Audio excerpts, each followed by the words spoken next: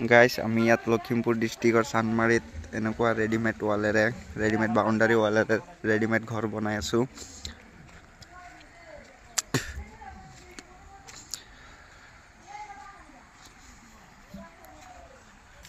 লগতে ইয়াত লেট্ৰিন বাথৰুমো বনোৱা হৈ আছে। লেট্ৰিন বাথৰুমৰ কাম হৈয়ে গ'ল, অলপ বাকী আছে।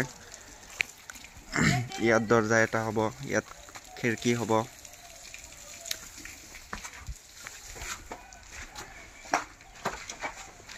দৰ্জাৰ চৌকাত লাগি গ'ল, এইফালে খিৰিকীও লাগি গ'ল।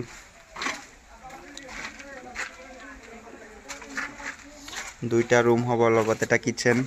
এইটো এটা ৰুম, লগত এইটো, আৰু এইফালে ৰাস্তা হ'ব, এইফালে কিটচেন, এইটো কিটচেন।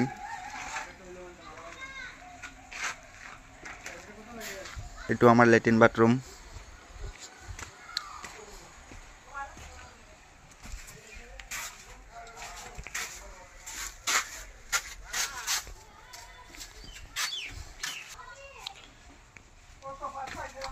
ইয়াতো আমি এনেকৈ ৱাল লগাম।